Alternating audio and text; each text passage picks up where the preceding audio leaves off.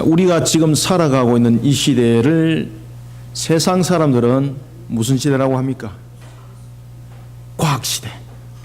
그런데 우리는 세상을 무슨 시대라고 말하고 있습니까? 종말의 시대라고 말하고 있습니다.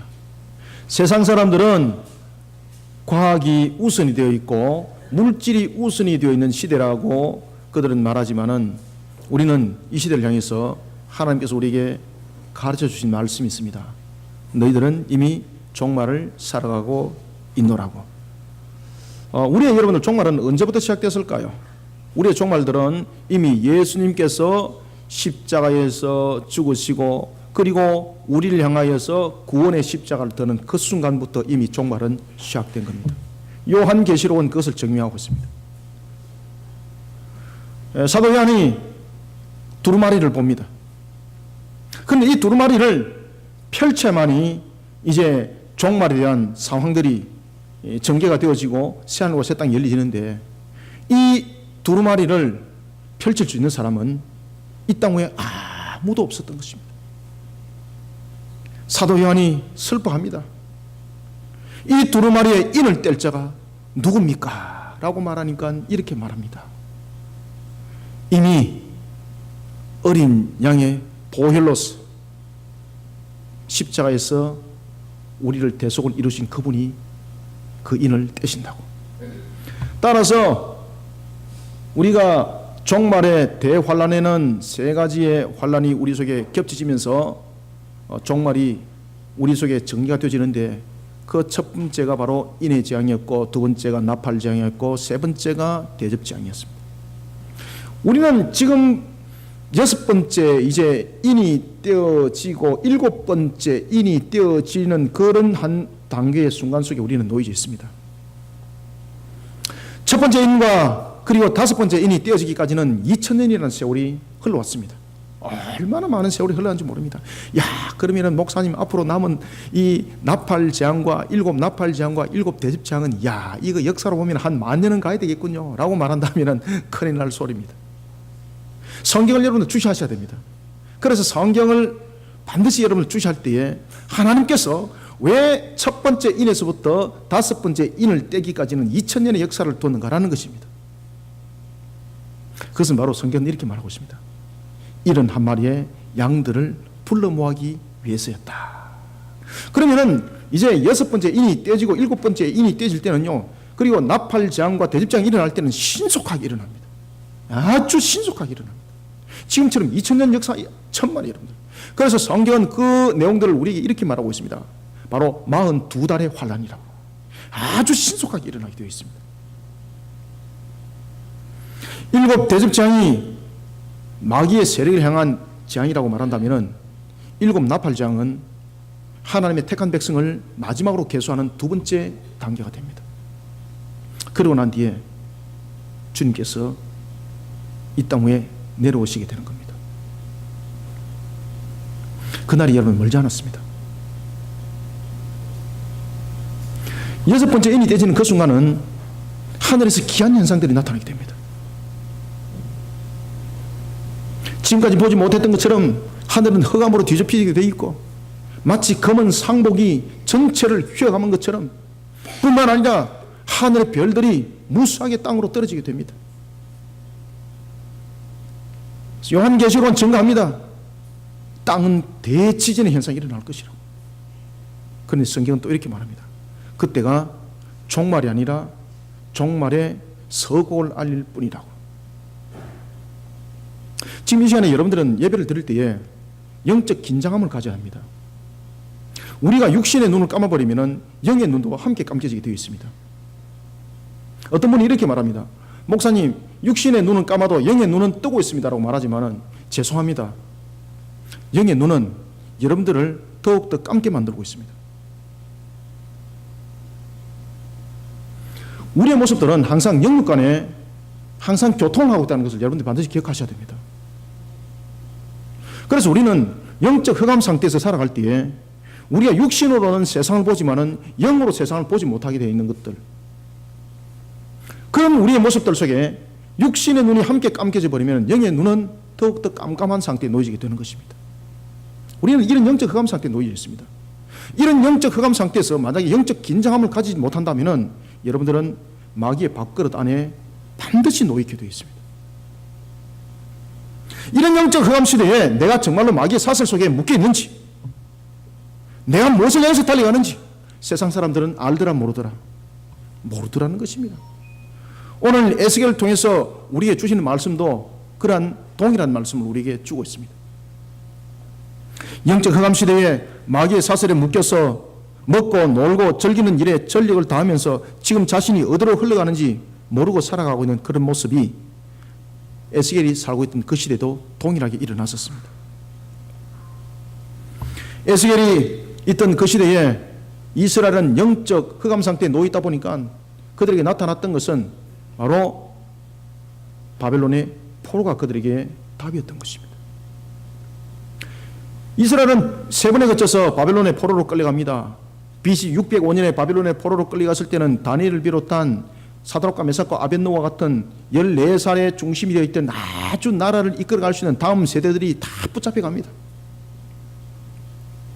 그런가 하면 두 번째 BC 597년에는 바로 에스겔과 같은 이런 지도자들이 바벨론의 포로로 끌려간 상태에서 그들이 그발 강가에서 머물게 되는 것입니다. 하나님께서 에스겔에게 하늘의 문을 열어서 음성을 들려줍니다.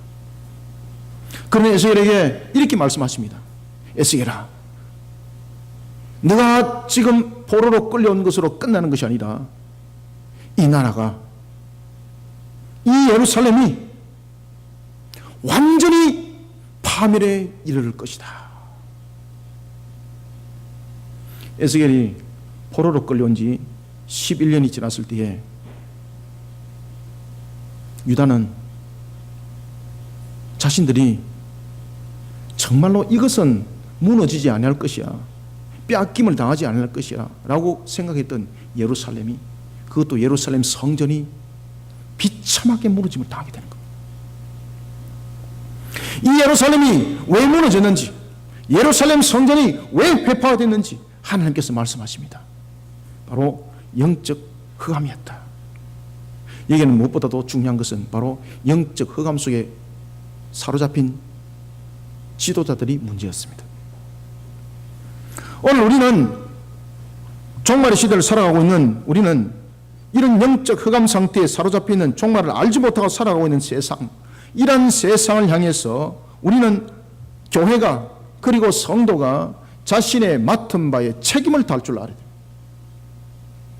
만약에 우리가 이런 부분에 대해서 책임을 다하지 못하게 되면 우리는 예루살렘처럼 무너짐을 당하게 되는 것 곧 보게 되어 있습니다.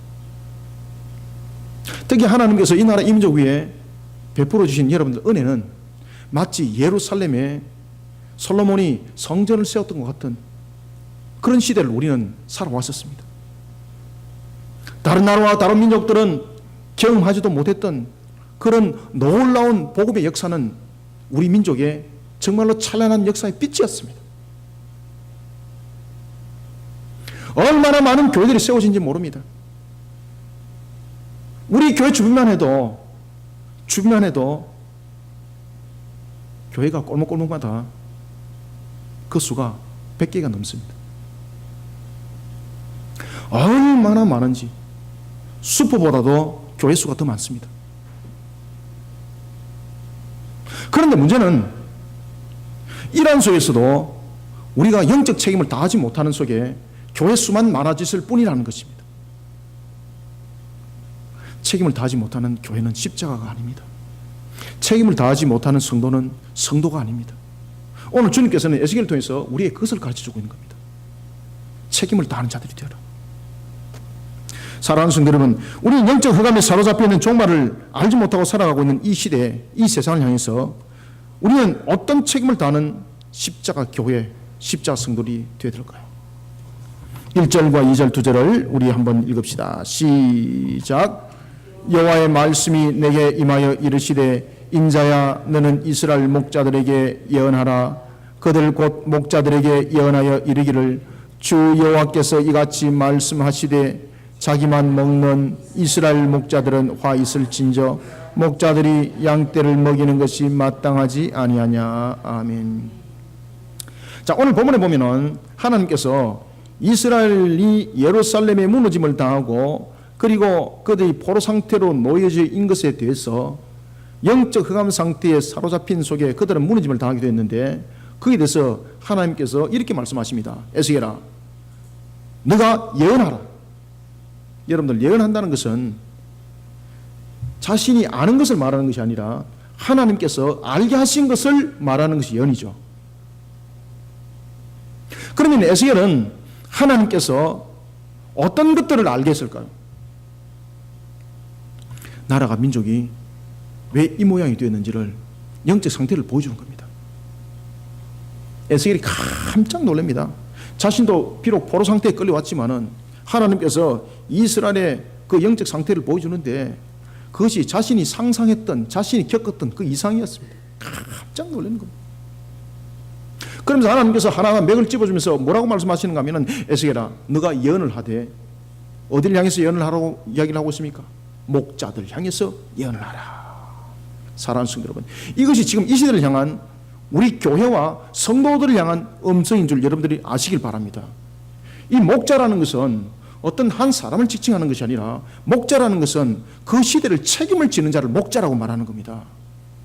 그래서 목자는 세운 목사를 말하는 것이 아니고, 목자는 어떤 한 일정 부분을 말하는 것이 아니라, 목자라는 것은 하나님께서 이 시대를 향하여서 책임지라고 세운 자를 목자라고 말하는 거예요. 주님께서 말씀하십니다. 에스겔아, 너가 저 목자들 향해서 예언하라. 왜 예언하라고 하나님께서 그렇게 말씀하실까요? 하나님께서 이 시대를 바르게 세워나가라고 목자로 세운 목자들이 그 역할을 감당하지 못하기 때문입니다. 하나님께서 세우신 교회들이 교회로서 그 역할을 감당하지 못하기 때문에 오늘 에스겔을 통해서 하나님께서 우리에게 말씀을 들려주고 있습니다. 마치 요한계시록 2장과 3장에 등장하는 것처럼 귀 있는 자는 성령이 교회들이 하는 말씀을 들을지어다라고 했던 그 말씀의 음성이 지금 우리를 향해서 울려 퍼지고 있는 것입니다. 목자들에게 예언하라. 따라서 이 음성은 어떤 특정한 인물들 향해서, 어떤 목사들을 향해서 말하는 것이 아니라 하나님께서 세우신 모든 교회를 향하여서, 하나님께서 세우신 모든 성도들 향하여서 들려주는 음성인 줄 믿으시길 바랍니다. 따라서 우리는 이런 영적 흑암 속에서 오늘도 주님께서 우리에게 들려주는 말씀처럼 여호와의 말씀이 내게 향하고 있습니다. 그러면서 주님께서 말씀하십니다. 예언하라고. 나 말고 다른 사람을 향해서 말하는 것이 아니라, 내가 주님으로부터 신기한 말씀을 들어서 다른 사람에게 내가 그것을 나타내는 것이 아니라, 너의 상태를 직시하고 내가 세운 그 값을 다하지 못하는 너가 스스로 직시하라는 것입니다. 우리는 오늘도 책임을 다하는 십자가 교회, 십자가 성도가 되기 위해서는 세 가지 부분에 대해서 우리는 사역을 반드시 잘 감당해야 됩니다. 먼저 첫 번째는 1절부터 3절 통해서 자기 중심입니다. 지금 하나님께서 왜 목자들에게 예언을 하라고 말씀했을까요? 이 목자들의 상태가 어떻다는 이야기입니까? 이 목자들의 상태는 제일 먼저 자기 중심이라는 겁니다. 자기만을 위하는 목자들이라는 것입니다. 그래서 그 내용을 딱 설명하고 있습니다. 여러분, 우리가 신앙을 할 때에 나만의 신앙이 아닙니다. 아이고 목사님, 나만 잘하면 되지요. 여러분들 아무리 여러분들 스스로 혼자 잘 해보십시오. 그래서 이스라엘이 혼자 잘해서 나라가 안 망했습니까? 직시하셔야 됩니다. 그 당시에 예루살렘이 멸망한다 할 때 에스겔처럼 정말로 신앙이 대단한 사람들이 많았습니다. 여러분이 잘 아시는 것처럼 그 시대에 누가 있었습니까? 예레미야가 있었습니다. 아시겠습니까? 그래서 신앙은 내만이 아닙니다. 우리가 공동체를 바르게 세우지 못하면 무너지는 것은 함께 무너지게 되어 있습니다. 주님께서 말씀하십니다. 그러면 목자로서의 우리는 어떤 값을 해야 되는가? 십자가의 값을 해야 되는데, 십자가는 여러분들이 잘 아시는 것처럼 근본적으로 기본적으로 십자가는 저주를 소망과 희망으로 바꿨던 것처럼 십자가는 이 저주 속에 무엇이 먼저 성립이 되는가 하면요, 희생과 헌신과 자신의 내려놓음이라는 것이 먼저 성립이 되어야 됩니다. 그래서 목자를 향해서 예언을 하라는 겁니다. 목자를 향해서. 이 시대를 교회를 향해서 지금 예언을 하라는 것입니다. 이 시대 저와 여러분들 같은 성도들 향해서 하나님께서 말씀하라는 겁니다. 어떤 한 사람을 지명해서 목사를 향해서 말하는 것이 아니란 말입니다. 그래서 목자는 누구라고요? 주님께서 이 시대에 사명을 감당하라고 세운 교회와 성도들을 말합니다. 어떤 목사들이 아니라. 따라서 우리는 오늘 먼저 첫 번째 1절부터 3절 통해서 자기 중심, 그리고 자기만을 위한 가치관, 그 가치관에 사로잡혀 있는 세상을 향해서 하나님의 꼴의 양식을 나누어주고, 그리고 나누어주며 함께하는 공동체를 만들어가는 일에 책임을 다하고 그 직무를 다하는 십자가 교회, 십자가 성도들이 되시기를 소망합니다. 공동체가 무너지면 함께 가는 겁니다. 이 나라 민족 무너지면 저와 여러분들 함께 가는 겁니다. 이 나라 민족이 영적으로 바르게 회복되지 못하면 저와 여러분들이 아무리 날고 뛰는 신앙을 해도 함께 가는 겁니다. 북이스라엘이 BC 722년에 마지막 왕이었던 호세아가 아수르의 살마네셀에 의해서 왜 무너짐을 당했습니까? 그때 무너짐을 당할 때에 여호와를 경외하는 신앙의 성도들이 단 한 명도 없었기 때문에 하나님께서 썰어버린 것 아닙니다. 공동체가 전체적인 측면에서 하나님께서 세우신 그 목자들이 책임을 감당하지 못하니까 그 값이 공동체에 함께 영향력을 미치게 되었고 그 공동체가 함께 쓰러짐을 당했던 것입니다. 오늘 우리는 이 본문의 묵상을 통해서 목자라는 이 음성을 통해서 교회들은 영적으로 깨어 일어나야 되고, 하나님께서 세우신 만인의 제사장이라고 말했던 성도들은 그 값으로만 성인 만인 제사장이라고 떠들지 말고 오늘 목자라는 이 음성을 듣고 내가 무엇을 해야 되는가, 무엇을 감당해야 되는가. 우리는 자기 중심에 자기만의 신앙을 해서는 안 됩니다. 이 나라 이 민족을 책임질 줄 아는 성도들이 되어야 합니다. 이 나라 이 민족에 대한 영적 책임을 지는 십자가 교회가 되어야 합니다. 여러분, BC 586년에 일어났던 예루살렘의 멸망, 이스라엘 백성들에게는 너무나도 큰 충격이었습니다. 그들은 이 BC 586년의 이 사건으로 인해서 그들은 완전히 충격의 도가니 속에 빠지게 되는데, 왜냐하면 그들이 따랐던 선자들의 음성은 한결같이 예루살렘은 하나님의 전이기 때문에 어떤 누구도 침공하지 못할 것이고 하나님의 그 능력에서 이방인들은 반드시 물리침을 당할 것이라고 그들은 공언했기 때문에 백성들은 그것을 믿었던 것입니다. 누가 말한 것입니까? 목자들이 말한 것이죠. 목자들이. 하나님께서 세우신 책임을, 영적으로 책임을 지는 자들이 그 음성이었습니다. 그런데 성경은 이렇게 말하고 있습니다. 내가 그런 말 한 적이 없다. 내가 그런 말 한 적이 없다. 내가 그런 말 한 적이 없다. 그 결과는 반대였습니다. 하나님께서는 에스겔로 하여금 이스라엘 백성들을 잘못된 길로 인도하면서 자신들의 배만 불리고 있는 거짓 선자, 그리고 뿐만 아니라 유대 지도자들의 실태를 세 가지로 지적하고 있습니다. 오늘도 이 시간에 하나님께서 세우신 한국교회, 우리 그리심교회를 비롯한 한국교회, 그리고 이 시대를 책임지라고 세웠던 저와 여러분들, 바로 성도들 향해서 하나님은 세 가지 실태를 지금 지적하고 있습니다. 무엇을 먼저 지적할까요? 첫 번째, 너는 어찌 너만 배불리 먹고 자기 만족 속에 살아가느냐, 이것을 지금 지적하고 있습니다. 교회는 그리심교회가 그리심교회가 아니라 그리심교회고 에바의 교회고 어떤 교회고 모든 교회는 하나님의 교회입니다. 교회는 경쟁체계가 아니라 교회는 새하늘과 새 땅을 향해서 영적 책임을 지기 위하여 이 땅에 세운 하나님의 피값입니다. 이것을 교회는 잊지 말아야 합니다. 성도는 이것을 잊지 말아야 합니다. 그런데 이것을 잊어버리더라는 거죠. 이것을 잊어버리면서 교회는 마케팅이 되어버렸고, 어떻게 하면 사람들을 많이 끌어모으는지 그 수단과 방법을 배워가서 장사하는 교회가 되어버렸고, 성도들은 새하늘과 새 땅이 아니라 어떻게든 간에 내가 잘되고 부자되는 것이 나의 목표가 되어버린 그런 신앙. 주님께서 말씀하십니다. 자기들만 배불리는 그런 신앙 속에 너희들이 세상을 살아가고 있구나. 우리를 향해서 지금 지적하고 있는 겁니다. 에스겔을 통해서 우리에게 지적하고 있는 똑같은 내용들입니다. 그래서 여러분들은 이 목자라는 걸 통해서 교회를 읽어야 되는 것이고, 목자를 통해서 성도를 읽어야 되는 것입니다. 왜냐하면 이 에스겔서 34장이 그 시대를 말할 뿐만 아니라 예언의 말씀으로서 장차 일어날 일들을 말하고 있기 때문입니다. 그래서 요한계시록을 함께 보셔야 되는 겁니다. 하나님이 말씀하십니다. 너는 저 길 잃은 영혼들을 먹여야 하는데도 불구하고 너의 배만 배불리려고 하는구나. 다 첫 번째 것을 먼저 지적하는 겁니다. 교회가 이 땅에 왜 세워져야 합니까? 성도가 이 땅에 왜 필요합니까? 요한복음 17장이 뭐라고 말씀하고 있습니까? 주님께서 뭐라고 기도했습니까? 겟세마네 동산에서 마지막으로 기도할 때 주님께서는 세 가지를 기도를 합니다. 아버지여, 나의 뜻대로 마옵시고 아버지 뜻이 이루어지도록 나를 하나님의 말씀에, 아버지의 말씀에 순복하여서 아버지의 뜻을 이루게 하여 주옵소서가 첫 번째 기도 제목이었습니다. 내가 이 땅에 무엇이라는 이야기입니까? 내가 이 땅의 목자로서 이 땅에 왔을 때 내 뜻을 이루는 것이 아니라 아버지의 뜻을 이루기 위해서 왔다는 것을 설명하고 있습니다.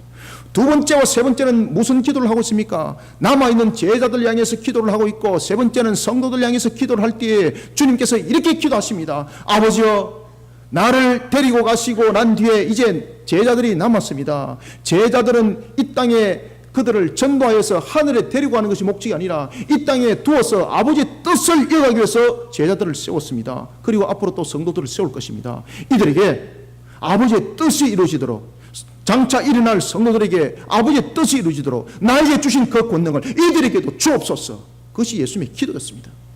아시겠습니까? 하나님께서 우리를 목자로 세웠다는 것은 자신의 유익함을 위해서, 자신이 먹고 살찌라고 우리를 목자로 세운 것 아닙니다.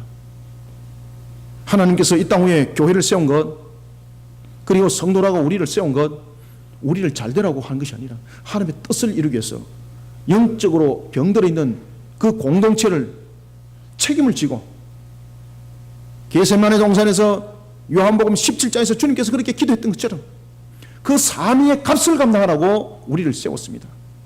그런데 여러분들 한번 돌이켜 보십시오. 우리는 어떻게 신앙하고 있습니까?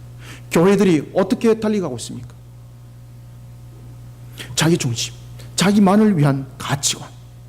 우리는 이런 세속화 속에 교회가, 성도가 함께 넘어가고 있습니다. 주님께서는 말씀하십니다. 하나님의 꼴의 양식을 세상을 향해서 나눠줄 수 있는 함께하는 공동체가 되어라고 말입니다.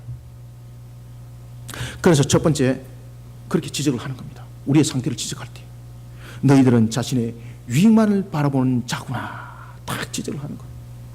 그 다음에 두 번째는 주님께서 어떻게 그 당시에 에스겔을 통해서 유대 지도자를 지적을 하고 있는가 하면, 두 번째는요, 너희들은 백성의 안전을 지키지 못하고 백성들 하여금 온 땅에 흩어지도록 만들구나. 여러분들, 지도자의 역할은 무엇입니까? 백성들을 책임을 지는 겁니다. 그런데 자신의 유익함과 자신의 가치관 속에 사로잡혀 있는 목자가 되니까 백성들이 흩어지는 것은 눈안에 안 보이는 겁니다.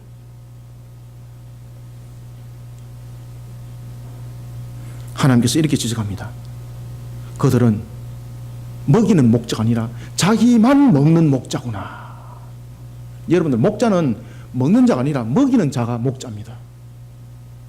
그런데 먹이는 것이 아니라 자신이 먹는 것에서만 혈안되어 있다 보니까 그 양들이 흩어지든 어떻게 됐든 관심을 가지지 않는 겁니다. 그 다음에 세 번째 지적합니다. 그들은 자신의 사치스러운 탐욕의 생활을 즐기기 위해서 백성들을 속이고 착취하구나. 여러분들, 우리가 영적 사기꾼이 되면 안 됩니다. 교회는 영적 사기꾼이 되면 안 됩니다. 성도는 영적 사기꾼이 되면 안 됩니다. 영적 사기꾼이 되니까 성도들이 기복신앙 속에 엉뚱한 짓을 하고 있는 겁니다. 우리는 이 시대에 하나님께서 우리에게 주신 사명을 감당할 때는 우리에게 너무나도 중요한 것은, 영적 흑암 속에는 반드시 여러분 필요한 것은 영적 회초리가 반드시 필요하게 되어 있습니다. 그런데 영적 사기꾼이 되니까 이것을 내려놓는 겁니다. 분위기만 좋게 만들고 화롭게 만드는 겁니다. 한국 교회 목사님들이 미국에 가게 되면 꼭 들리던 교회가 하나 있었습니다. 바로 크리스탈 교회였습니다. 얼마나 잘 지은지 모릅니다. 저도 사진으로 봤습니다. 이야, 정말로 여러분들요, 바깥이 전부 다 유리로 다 덮여 있는데, 이야, 이거는 완전 파라다이스야, 파라다이스. 그 예배를 드리러 들어가는데도 여러분들 돈을 주고 예배를 드리러 견학하는 부분에 그러니까 한국 교회 목사님들이 거기 가고 전부 다 기도합니다. 하나님, 저희들도 이런 교회를 주옵소서. 어떤 결과가 나타났을까? 그 교회가 부도나 버렸습니다. 그 교회가 부도나 버렸습니다. 왜 부도났는가 하면은 그 덩치를 감당하지 못하니까 부도가 나버린 겁니다. 여러분들, 교회는 그 본인의 가치가 무엇인지를 먼저 중심을 여러분 아셔야 됩니다. 교회는 겉의 화려함을 위해서 교회는 존재하지 않습니다. 교회는 성도들의 아름다움을 위해서 교회는 존재하는 겁니다. 그런데 건물의 목회를 하다 보니까 빛에 사해지게 되었고 결국은 경매가 붙어지게 되었습니다. 이 경매가 붙어지게 되는데 이 경매를 붙다 보니까 누가 거기 달라붙었을까요? 석유 자금을 들고 있는 모슬렘들이 들고 들어간 겁니다. 그러니까 이 교회가 어떤 결정을 내렸겠습니까? 이야, 로마 가톨릭을 찾아간 겁니다. 제발 모슬렘에는 넘어지 않도록 당신들이 이 경매를 받아서 좀 가져가 주시면 감사하겠습니다. 여러분, 사치와 탐욕과 겉의 화려함은요, 우리를 영으로 바로 세우지 못하게 합니다. 주님께서 지적을 하지 않습니까? 이 목자들이 그때 사치와 화려함을 쫓아가다 보니까 양들의 영적 상태는 돌보지 않고 이 양의 영적 상태는 병들어서 넘어지는 상태가 되어버린데도 불구하고 자신의 사치와 화려함을 향해서 달려가다 보니까 그 화려함은 결국은 자신을 무너뜨리는 그런 모습이 되었더라는 것입니다. 교회가 건물을 화려하게 짓는 것이 목표가 되어서는 안 됩니다. 교회는 무엇보다 중요한 것은 성도들의 영적 양질의 상태를 유지하는 것이고 만들어가는 것입니다. 성도가 1000명, 2000명 채워지는 것 좋습니다. 그것보다 더 중요한 것은 한 사람의 영혼을, 한 사람의 성도를 바른 목자로 키우는 것이 더 중요합니다. 이것이 교회의 본인의 모습입니다. 이럴 때에 교회는 사회에서 영향력이 있고 공동체를 아름답게 만들어가는 일에 있어서 힘을 다할 수 있는 겁니다. 여러분, 우리나라 교회 보십시오. 모 교회 보십시오. 성도가 여러분들 수십만인데 100만이 넘는다고 말하지만 그 교회에 무슨 힘이 있습니까? 서울에 무슨 모 교회 있지 않습니까? 무슨 힘이 있어요? 세상을 향해서 손가락질이나 받고 앉아가 있지. 타락해가지고. 정말로 우리가 건강한 성도로 바른 목자로 성도들을 세워나가면은 10명이 10,000명과 10만 명을 상대할 수 있습니다. 하나님께서 여러분들이 잘 아시는 것처럼 기돈의 300인의 용사를 보십시오. 2만이 왔지만은 그들을 능력 있는 자는 서지 않습니다. 하나님을 향해서 영적 자세가 바로 되어 있는 300명, 그들만을 사용했습니다. 그리고 그들을 사용해서 하나님께서 그 전투를 이길 때도 3가지 무기를 사용했습니다. 능력의 무기를 사용한 것이 아니었습니다. 횃불과 그리고 항아리와 나팔이었습니다.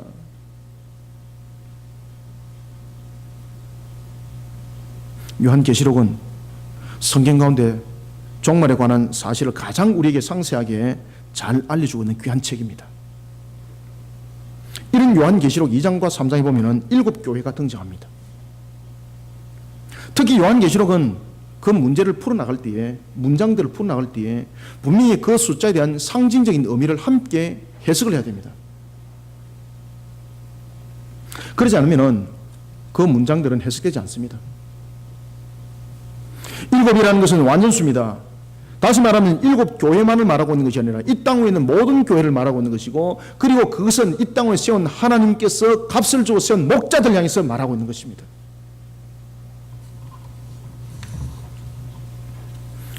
요한계시록은 이 땅에 세워진 교회들을 향해서 이런 말씀을 증가합니다. 귀 있는 자는 성령이 교회들에게 하는 말씀을 들을지어다.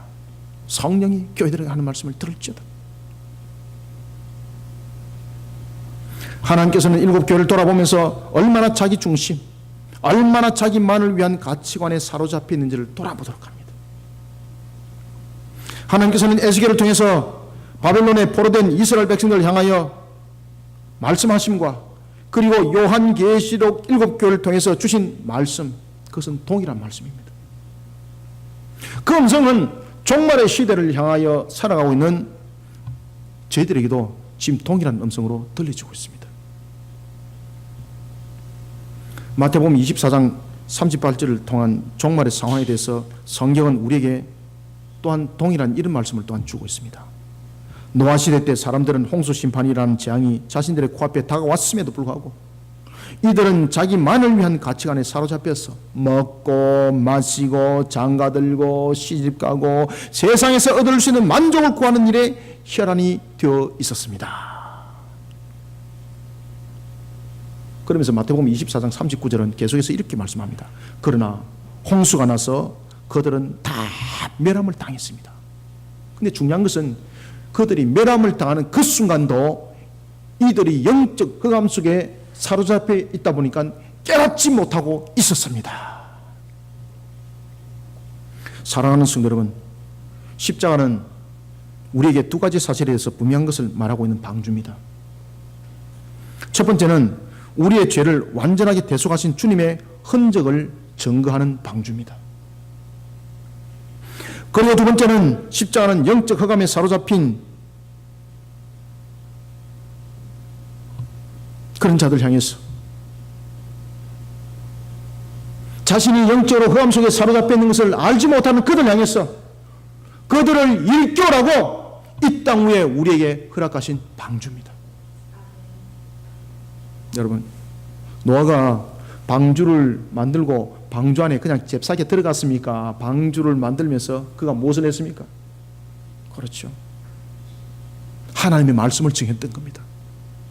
이 시대에 주님께서 우리에게 십자가를 준 것은 우리를 향한 구원만이 아니라 이 구원을 통해서 이 구원의 방주를 통하여서 영적 흑암 속에 사로잡힌 그들에게 주님의 사명을 감당하라고 우리에게 주신 것입니다.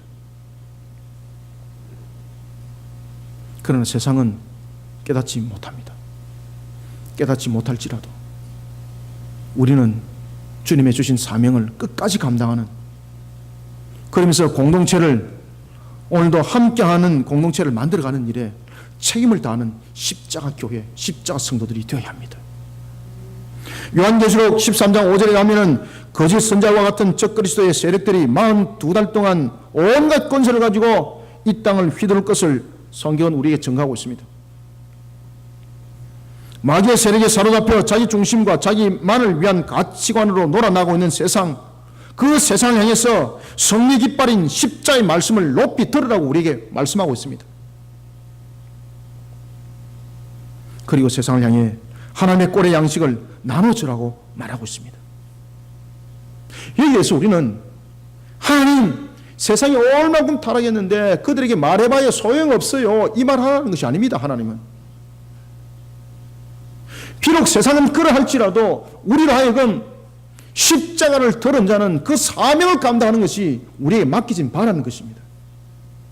그러니 오늘 본문에도 보면은 목자들에게 예언하라는 것입니다.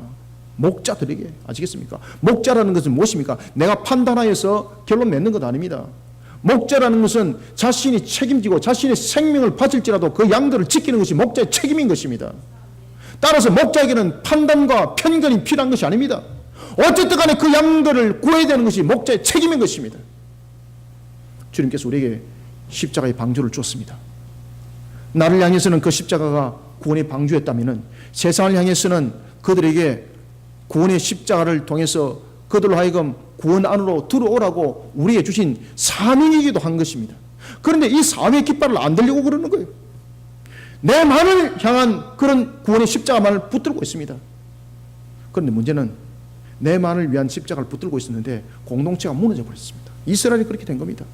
주님께서 말씀하십니다. 목자들에게 예언하라. 목자들에게 예언하라. 사랑하는 성도 여러분, 오늘도 마귀의 권세에 사로잡혀 자기 중심, 자기만을 위한 가치관으로 세상은 살아갈지라도 우리는 그들 향해서 내가 승리했다라고 십자가를 그들에게 자랑 삼는 것이 아니라 그들 향해서 이 십자가를 통하여 그들이 구원의 방주의 길이 무엇인가를 가르치는 일에 사력을 다하면서 공동체를 건강하게 만들어가는 일에 힘을 다하고 자신을 쏟아붓는 그런 진지한 십자가 되기를 소망합니다. 우리는 진정한 십자가 되지 않으면 내만을 위한 신앙 속에 빠지게 되어 있습니다. 주님께서는 십자가를 통해서 무엇을 이루었습니까? 자신을 이룬 것이 아니었습니다.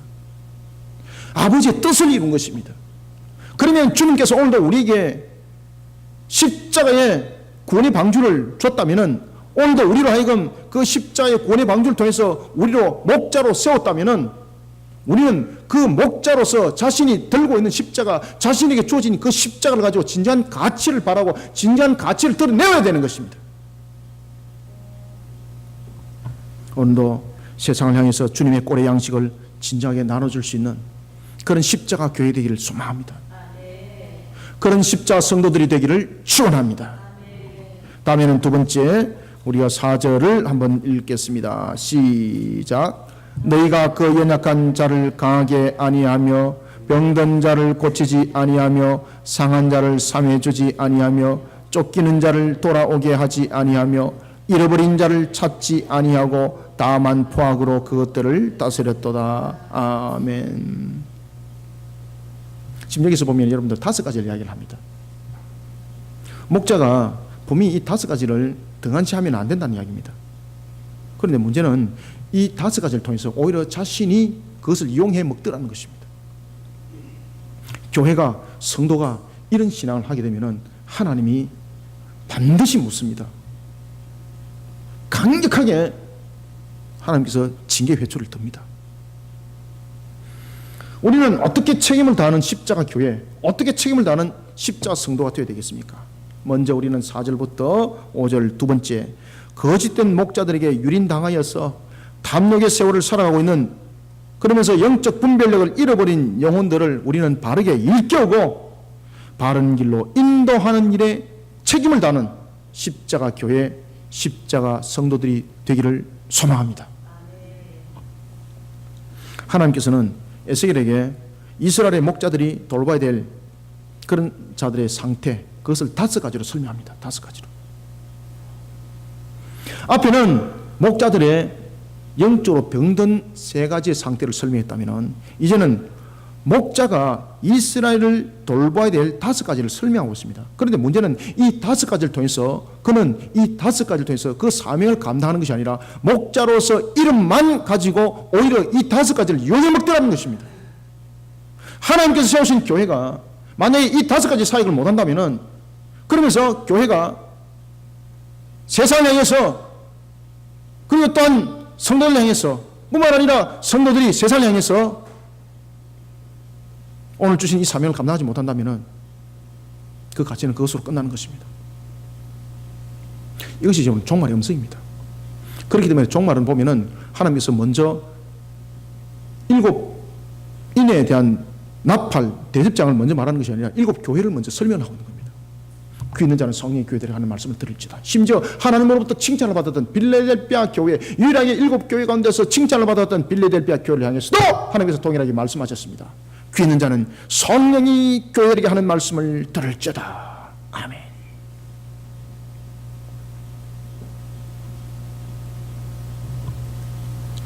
거짓된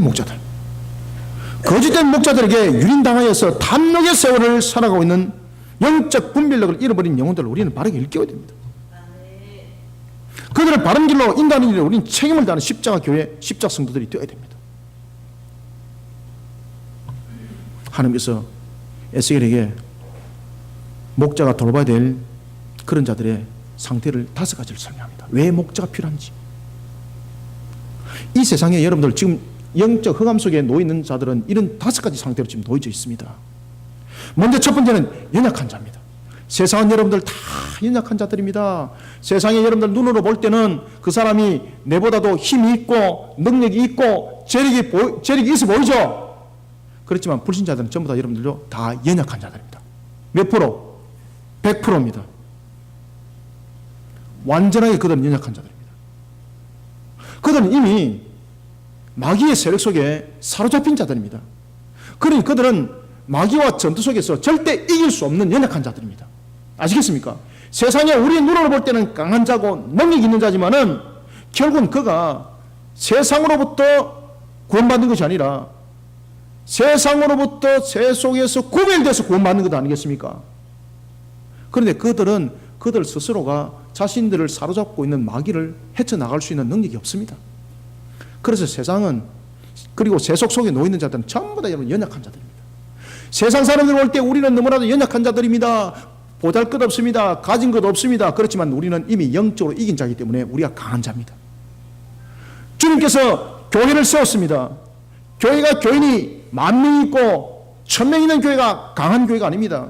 십자가로서 세운 교회, 십자가의 값을 바르게 하는 교회는 그 교회가 단 한 명의 성도라 할지라도 그 교회는 강한 교회입니다. 그러면 그 강한 교회는 어떻게 되는가? 약한 자들을 돌봐야 합니다. 그러니 교회가 기본적인 방향과 기본적인 개념 자체가 달라져야 합니다. 성도들이 기본적인 개념과 방향이 달라져야 합니다, 여러분들. 우리는 항상 많고 적음을 가지고 연약합니다, 힘이 없습니다 이렇게 말하고 있는데 지금 성경은 그 얘기를 하고 있지 않습니다. 여러분들, 우리는 연약한 자들을 위해서 우리는 책임을 다해야 됩니다. 강한 자는 말입니다.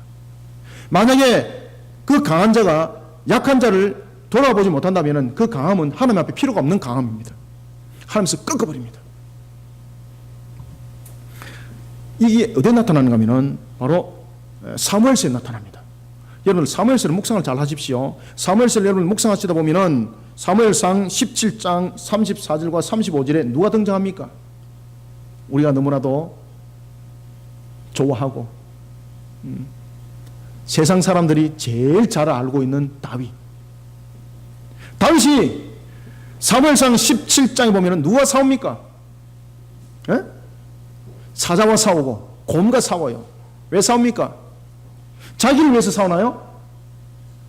누굴 위해서? 그렇죠. 양들을 위해서 싸우는 거예요. 양들을 위해서. 그래서 하나님 기뻐하는 거예요. 우리가 하나님께서 주신 강함이 있습니까? 영적 강함이 있습니까? 그러면 이 영적 강함을 가지고 영적으로 연약한 상태에 놓이는 이들을 구원하는 일에 우리는 악한 세력들과 싸워야 합니다. 그래서 그들을 구원해내는 일에 쓰임받아야 합니다. 그런 그를 하나님께서 왕으로 세운 거예요. 그래서 여러분들이 사무엘서를 잘 묵상 잘 하셔야 됩니다. 그저 그냥 다윗이 곰을 두들겨 잡아 이겼습니다. 그저 사자를 싸워서 이겼습니다. 하나님께서 은혜를 다하셨습니다. 여러분 이 정도가 아닙니다. 이걸 이미 다 읽혀보도록 하는 겁니다. 목자는 왜 세웠는가? 목자는 바로 영적으로 연약한 자들을 위해서 강한 자가 그 상대를 싸워서 연약한 자를 강하게 만들어야 된다는 거죠. 양은 스스로 강해질 수 없습니다. 세상의 사람들은 우리가 눈으로 볼 때에 덩치도 큽니다. 부자입니다. 많이 배웠습니다. 그 자들이 강한 것이 아닙니다. 그 자들은 이미 악한 것에 사로잡혔기 때문에 악한 것과 싸워서 이길 수 없습니다. 그러면 그들을 구원해내는 일에서 누가 싸워야 되는가? 영적으로 강한 자인 우리가 싸워야 합니다. 바로 목자들인 교회가, 십자가로 바로 세워진 교회가, 십자가로 바로 세워진 성도가, 그 강한 자가 싸워야 하는 것입니다. 지금 이해를 하고 있습니까?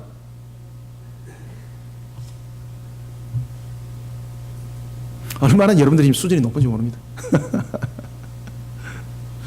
사랑하는 성도 여러분, 자신이 싸워서 연약한 양을 강하게 만들어야 합니다.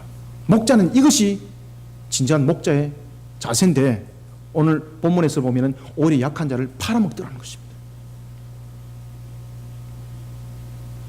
뿐만 아니라 두 번째는 세상에 놓여있는 자들의 상태를 보면 첫 번째는 연약한 상태고 두 번째는 병든 자들입니다. 세상은 여러분들 상태가 이런 속에 놓여져 있습니다. 병든 자들은 관심의 대상이 아닙니다. 병든 자는 항상 소외된 대상들입니다. 세상에 여러분들 보시면은 사마리아 같은 곳이 있습니다. 예수님께서 사도행전 1장 8절 통해서 명하실 때 이렇게 말씀하십니다. 예루살렘과 유대와 사마리아와 땅까지 이르러 가라 그러십니다. 예루살렘은 저와 여러분들이 있는 현 거주지를 말하고 있습니다. 그런가 하면은 유대는 나라와 민족을 말하고 있습니다. 그러면 사마리아는 어떤 곳인가? 바로 병든 자들과 같이 있는 소외된 자들입니다. 어느 누구도 가기를 꺼려하는 곳. 유대인들은 사마리아를 가지 않습니다. 왜 그런가 하면 그곳을 부정하게 여기기 때문에 그들은 어떤 관계 속에서도 사마리아를 가지를 않았었습니다. 주님께서 말씀하십니다.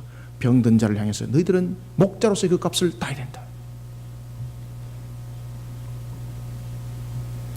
마태복음 14장 35절과 마가복음 6장 55절 보십시오. 스스로 기동하지 못하는 병든 자들을 그들이 주님 앞으로 걸어오지 못할 때에 누가 그들을 주님 앞으로 데리고 옵니까? 바로 그들과 함께 했던 자들이 주님 앞으로 데려오는 겁니다. 그러니 주님께서는 그들을 치료하는 것입니다. 누가 여러분을 진정한 목자입니까? 병든 자, 너 주님 앞으로 가면 치료받아 라고 말하는 것이 목자가 아닙니다. 그 병든 자가 기도를 하지 못하는 목자가, 병든 자가 기도를 하지 못한다면 그를 업어서 주님 앞으로 데려갈 수 있는 자가 바로 목자인 것입니다. 교회는 일들을 감당해야 되는 것입니다. 성도는 일들을 감당하는 목자들이 되어야 되는 것입니다. 그런데 하나님께서 에스겔에게 이렇게 말씀하십니다. 너가 목자들에게 예언하라. 그렇게 안 하더라는 것입니다. 그러니 하나님께서 말씀하십니다. 내가 그 목자들을 용서하지 않겠다. 내가 용서하지 않겠다. 그러면 세 번째는 상한 자입니다. 상한 자. 상한 자는요, 다른 사람들이 이용을 해먹는 자들입니다. 어떻게 이용을 해먹을까요? 이 상한 자, 이 본문에서 성경에서 말하는 이 지금 상한 자라는 것은 히브리 말로 말하면 어떤 자냐면요, 신체의 일정한 부분들이 장애를 입어서 정상적이지 못한 자를 지금 히브리어로 지금 상한 자라고 한글로 지금 표현한 겁니다. 지금 이게. 그럼 어떤 자입니까? 지금으로 말하면은 장애인들입니다. 장애인들. 장애인들을 속이고 장애인들 상대로 이용해서 돈벌이하는, 그러면서 예수 믿는다라고 가면을 쓰고 있는 그들 주님께서 저주하십니다. 제가 예언합니다. 주님께서 그들을 저주할 것입니다.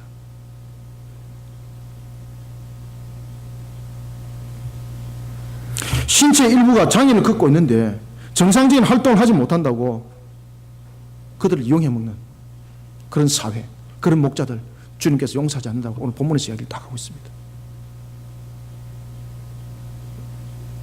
사회는 그들을 버렸었지만은 주님께서는 우리에게 말씀합니다.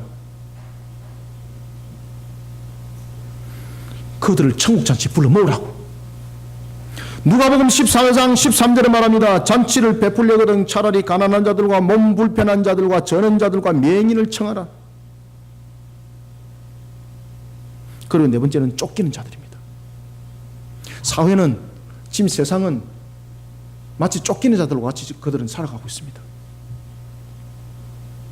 그들은 자신들을 위해서 부귀와 영화를 누린다고 생각하지만은 실상은 그들은 쫓기는 자들의 모습으로 살아가고 있는 겁니다. 이것이 세상의 모습입니다. 여러분, 양이 아무리 강해도 그 양은 양입니다. 그 양이 울타리를 넘어버립니다. 자신이 울타리 안에 있을 때에 다른 양들에 비해서 능력이 있어 보이고 힘이 세었습니다. 그래서 내가 울타리 밖에 가서 내가 한번 누려보겠다. 이래서 울타리를 넘어갔습니다. 그러면은요, 이 양은 맹수 앞에 밥이 되는 겁니다. 양은 양입니다. 쫓긴 자 되는 거예요. 쫓긴 자. 그러면 쫓긴 자 되는 것을 어떻게 되는가? 울타리를 넘어서 쫓긴 자가 되어버렸습니다. 다시 말하면은 이 영적으로 타락하고, 그리고 또한 자신의 오만과 방잠 속에, 교만함 속에서 하나님께서 지키신 이 울타리를 넘어버렸습니다. 그러면 목자는 어떻게 되는가? 야, 넘어와! 이것이 아닙니다. 예의 가다 죽어라. 이게 목자 아닙니다. 여러분들 아시겠습니까? 쫓기는 자를 향해서 가서 잡아와라는 겁니다. 여러분들, 예수님께서는 71마리의 양을 불러 모으기 위해서 먹잇감을 놓았습니까? 직접 찾아갔습니까? 직접 찾아가고 목에 메어왔습니다.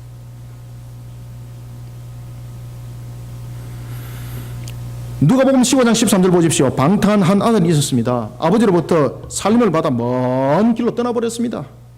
온갖 세상의 타락에 젖어 있는 그 아들, 아버지의 울타리를 넘어버렸습니다. 관계 끝난 거죠. 잡을 길이 없죠. 그런데 그 아버지는 어떻게 했습니까? 그 아들이 돌아오기를, 그 아들을 손 놓지 않는 겁니다. 그 울타리를 넘어갔어. 그 아들을 하나님께서 그를 회복시켜서 돌아오게 하기를 간절히 기도하는 겁니다. 하나님께서 그 기도를 들으시는 겁니다. 하나님께서 그 아들을 타락한 세상으로부터 돌아오게 만들었던 것입니다. 여러분, 누군가가 하나님의 울타리를 넘어서서 타락의 세상으로 갔으면은 그를 향해서 손가락질하고 내 저럴 줄 알았다, 네 앞으로 잘 되는가 봐라, 이것이 아니라 그 영혼들이 하나님의 전으로 다시 돌아오도록 그들을 부여잡고 기도할 뿐만 아니라 그들을 찾아 나가는 주님의 가슴이 되기를 소망합니다. 그런 목자가 되어야 되는데 목자로서 그 일들을 안 하더라는 것입니다. 그 다음에 다섯 번째는 잃어버린 자입니다. 잃어버린 자는 반드시 찾아야 되는데 목자로서 잃어버린 자를 찾지 않더라는 것입니다. 목자를 왜 뒀습니까? 잃어버리지 말라고 목자를 뒀는데 잃어버렸습니다. 그러면 그 책임은 누구에게 있다는 이야기입니까? 목자에 있다는 겁니다. 무리로부터 떠나버려 죽음의 위기에 노출되어 있는 그 잃어버린 영혼들, 목자는 책임이 있다는 겁니다. 예수님께서는 마태복음 10장 6절에 보면은 제자들로 하여금 이스라엘 집에 잃은 양을 찾으러 가라고 말씀하고 있습니다. 그러면서 이렇게 말합니다. 그들에게 이렇게 전해라. 천국이 가까이 왔느니라. 잃어버린 그들을 찾아와라. 제자들 향해서 그렇게 말하는 겁니다. 잃어버린 그들을 너희들이 찾아와라. 이것이 목자다. 이것이 목자다. 오늘 하나님께서 에스겔 통해서 말씀하십니다. 목자는 분명히 잃어버린 것에 대해서는 자신이 책임을 져야 되는데 그 책임을 지지 않더라. 그것이 어찌 목자냐? 내가 그들을 반드시 값을 내가 치르도록 만들 것이다. 4절과 5절 2절 한번 읽읍시다. 시작.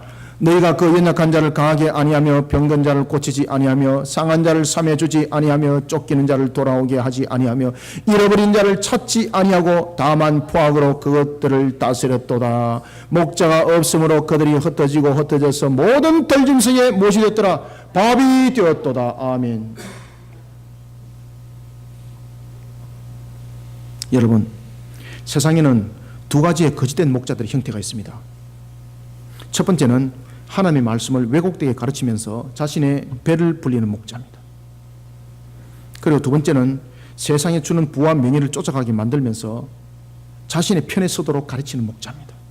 그러니까 예수님의 제자들을 세우라고 제자 훈련을 시키면서 누구 제자 만듭니까? 자기 제자 만드는 거예요. 우리 교회는 제자 훈련을 얼마나 열심히 시키는지 모릅니다. 나중에 보니까 제자 훈련 받은 사람 전부 다 자기 제자더라. 예수님의 제자는 단 한 명도 없더라. 그래서 안 되는 겁니다. 그래서 한국 교회는 제자 훈련 다시 해야 되는 겁니다. 저희들 교회는 제자 훈련을 안 시킵니다.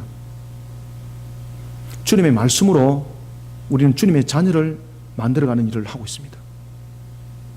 사력을 다합니다. 주님의 제자 만들어라 그랬더만은 자기 제자 만들고 앉아가 있는 거예요. 주님의 12제자 만들어라 그러니까 자신을 위해서 희생할 12명을 만들어가고 있는 거예요.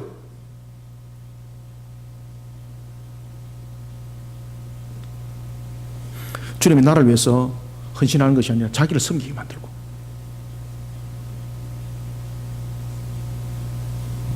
거짓된 목자들. 성경은 말합니다. 그들은 양들을 흩어져서 들짐승의 밥이 되도록 만들었다. 주님께서 용서하겠습니까? 여러분들 같으면 용서하겠습니까? 여러분들 같으면 여러분들 양들을 이렇게 맡긴 목자가 이렇게 자신의 양을 들짐승의 밥이 되게 만들었는데 여러분들은 그 목자를 가만두겠느냐고요? 여러분들 아마 용서가 없을 겁니다. 주님은 용서하되 나는 용서할 수 없다 이래가지고. 거짓된 목자들은 영적으로 유린당한 자들을 오히려 영에 먹고 있습니다. 탐욕의 세월을 살아가면서 성공 시원화를 꿈꾸게 만들고 있습니다. 그러면서 물질 속에 젖어들게 만들고 있고. 여러분들, 우리는 삶의 형태를 완전히 바꿔야 합니다. 이 나라 이 민족의 교육 시스템도 다 바꿔야 됩니다. 경쟁 체계 속에서 이기는 교육이 아닙니다. 물질을 많이 버는 그런 교육이 아닙니다. 정말로 우리는 진정한 인간의 가치를 살아가는 교육을 우리는 배워야 되고 그 속에 우리는 달려가야 되는 것입니다. 그래서는 이 나라 이 민족 위에 교육 시스템 속에 성경이 들어와야 합니다. 혼이 인간의 자세가 아니라 곰이 마늘 먹고 사람 되었더라 이것이 아니라 십자가의 복음을 가르치는 그런 교육이 이 나라 위에 세워져야 합니다. 영적 분별력을 잃어버린 영혼들을 누가 바르게 일깨우겠습니까?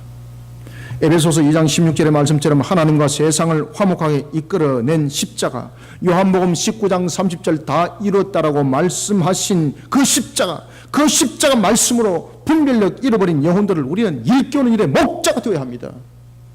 그래서 세상을 향해서 우리는 흘려보내는 교회, 세상을 향해서 비선과 기용과 희대결과 그런 내강의 근원이 되어서 하나님의 사명을 감당하는 성도의 목자가 되어야 되는 것입니다. 타락한 육체의 모양을 따라 세상에서 자랑 삼는, 자신을 자랑 삼는 그런 것은 십자가에 자신을 죽여야 합니다. 정욕과 탐심을 십자가에 못을 박아야 합니다. 우리는 십자가에서 세상의 더러운 자아를 죽이고 하나님의 말씀으로 다시 일어나도록, 그리고 분별력을 잃어버린 영혼들을 바르게 일깨우는 일에, 바른 길로 인도하는 일에 책임을 다하는 십자가 교회, 그리고 십자가 성도들이 되기를 소망합니다. 마지막으로 세 번째 우리의 6절을 읽습니다. 시작.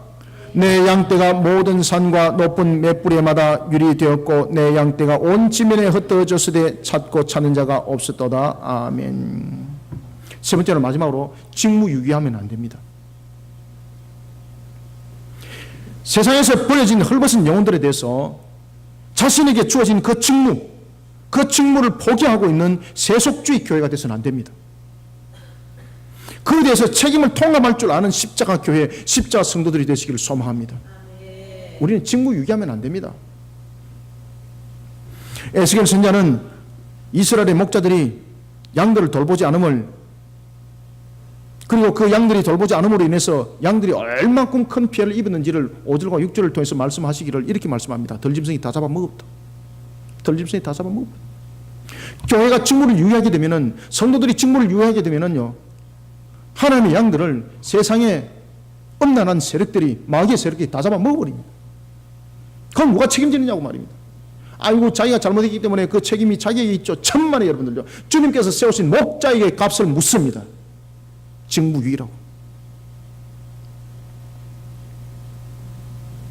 이스라엘 백성들이 목자들의 직무유기로 인해서 우상숭배라는 들짐승에게 다 잡혀먹혀버렸습니다. 그래서 나라가 멸망당한 겁니다. 여러분들, 이 나라 인종 얼마나 우상 숭배가 만연합니까? 이 상태로 두면 안 됩니다. 저 더러운 우상 숭배자들이 들짐승이 잡아먹도록 놔두면 아니 됩니다. 그래 되면 주님께서 우리에게 반드시 그 값을 묻습니다.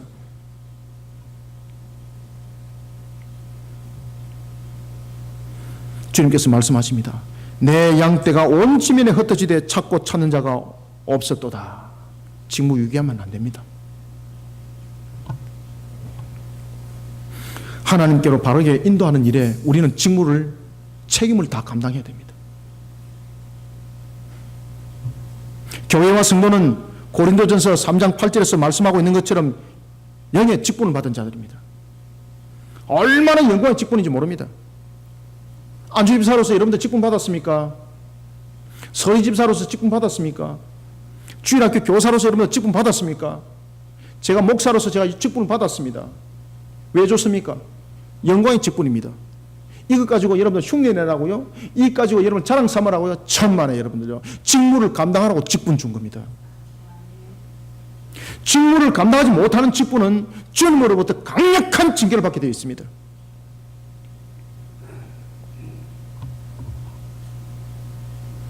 그래서 사람들이 저보고, 저 목사님은 진짜 너무 심하네. 저 목사님은 너무 종교 심화해가지고 저 목사님 광신자네. 그렇게 말하는 자는 주님께서 그 입을 꼬맬 줄 아시길 바랍니다.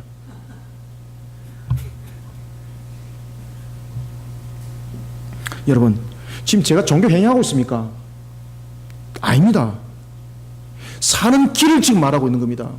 우리가 살아가야 될 길을 말하고 있는 겁니다. 여러분들요, 제가 과거에 시장바닥에서 제 혼자 막 전도하고 그랬었습니다. 난전에서 이렇게 장사하시는 분들 물건도 같이 팔아주면서 전도하고, 그러니까 제보고, 아이고 총각은 장사도 잘하고 어찌 그래 말도 잘하노. 그래 제가 그랬습니다. 저 총각 아닙니다. 한 영혼을 여러분 살리려고요, 제가 길바닥에 앉아가지고 제가 정말로 눈물로 전도하고 그랬었습니다. 제가. 그러니까 주님께서 가장 어려운 지역에 아무도 개척자가 없이 제 혼자 딱 남겨두고 네 홀로 전도해서 주님의 사명을 감당하라. 얼마나 여러분들 기쁘든지 그 기쁨이 얼마 가지 못하더라고요.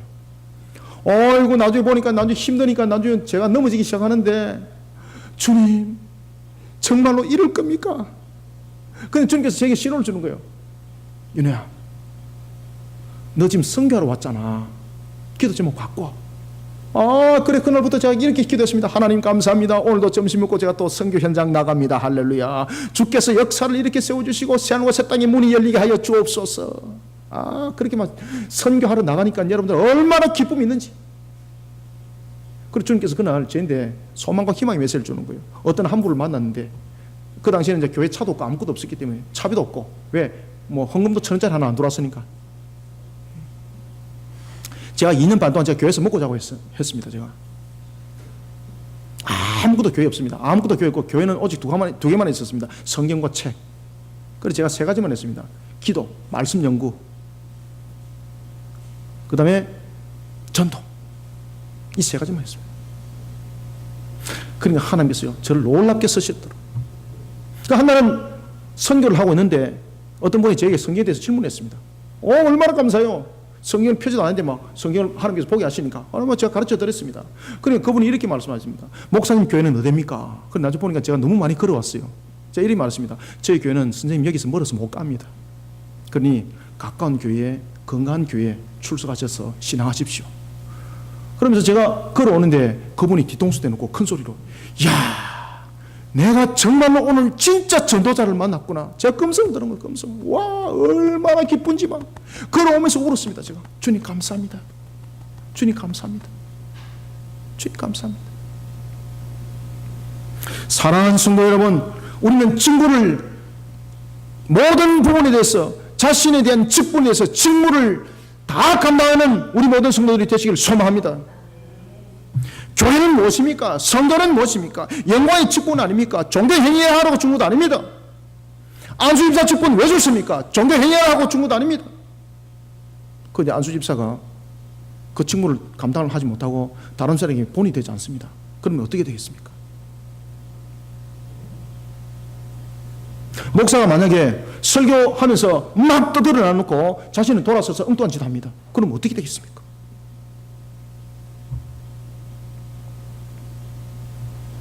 교회와 성도는 세상에서 버려진 그 헐벗은 영혼들을 바르게 인도하는 직무를 반드시 감당해야 됩니다. 이것은 선택이 아닙니다.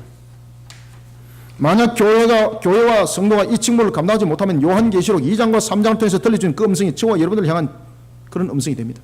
귀 있는 자는 성령의 교회들에게 하는 말씀을 들을지어다. 내가 용서하지 않으리라. 그 값을 묻습니다. 사랑하는 성도 여러분, 세상에서 버려진 헐벗은 영혼에 대해 자신에게 주어진 그 직무를 포기하고 그리고 또한 그 직무를 포기할 뿐만 아니라 자신의 배를 채우려고 하는 세속주의 교회 성도가 되어서는 아니 됩니다. 세상에 대해서 책임을 통감할 줄 아는 십자가 교회, 세상에 대해서 그 직무에 대해서 모든 것에 대해 책임을 다할 줄 아는 성도가 되기를 주님의 이름으로 축원합니다. 말씀을 맺습니다. 주님께서 대속을 이루신 그 십자가로 우리는 살아가는 자들입니다. 주님의 보혈의 그 피값으로 세우신 교회와 성도는 자기 중심이 아닙니다. 자기 중심의 가치관으로부터 우리는 자신을 구별해내야 합니다. 세상은 자신이 썩을 꼴을 먹고 있는지 생명수를 먹고 있는지 세상은 분별하지 못합니다. 우리는 그런 세상을 향해서 질타하고 채찍만 가하는 자 되어서는 안 됩니다. 종말이 끝에 다가올수록 거짓된 목자들이 판을 치고 있습니다. 이 시대에 대해 십자가의 값을 다합시다. 이 시대에 대해 책임을 다하는 십자가 교회, 십자가 성도들이 되시기를 소망합니다. 세상은 헐벗은 영혼들 향해서 직무를 유기하는 교회, 직무를 유기하는 성도들이 되어서는 아니 되는 것입니다. 우리는 세상의 헐벗은 영혼들을 향해서 만약에 우리가 직무를 유기한다면, 우리가 직무를 유기하는 교회가 직무를 유기하는 성도가 되었다면 우리는 주님으로부터 더 큰 징책을 받게 되어 있습니다. 하나님께서 나에게 맡겨주신 세상에 대해서 책임을 통감할 줄 아는 십자가 교회, 책임을 통감할 줄 아는 십자가 성도가 되기를 주님의 이름으로 축원합니다. 살아계신 아버지 하나님, 주께서 오늘도 우리에게 말씀하시고 이렇게 세우신 것처럼 오늘도 책임을 다하는 십자가 교회, 십자가 성도가 되게 하여 주시옵소서. 주께서 오늘도 우리에게 주신 말씀이 하늘의 결실이 되게 하여 주시고 우리 모든 성도들에게는 은혜의 꼴의 양식이 되어 하나님 영광을 위해 달려가는 귀한 말씀 되게 하여 주시옵소서. 아버지여, 오늘도 우리가 책임을 다하는 십자가 교회에서 사명을 감당할 때 우리의 환경이 우리의 걸림돌이 되지 않도록 도와주시옵소서.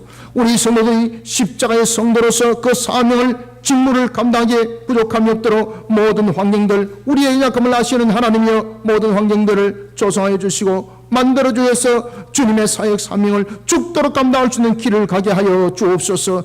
그하여 하늘의 결실의 열매들이 이 땅의 씨알과 새 땅으로 열매가 맺혀지게 하여 주시고 주께서 속히 이 땅에 오는 주님의 날이 이루어지게 하여 주시옵소서. 아버지여, 오늘도 주신 말씀이 우리 모든 성도들에게 귀 있는 자는 성령이 교회들에게 하시는 말씀을 들을지어다라고 했던 그 말씀처럼 모든 성도들에게 영으로 들려지게 하여 주옵소서. 오늘도 종의 입술 통해서 전거되어진 말씀이 우리 모든 성도들의 심령 속에 들려진 하나님의 음성이 되게 하여 주옵소서. 세상을 향해서 들려지는 주님의 음성 되게 하여 주시옵소서. 예수님의 이름으로 기도드립나이다. 아멘.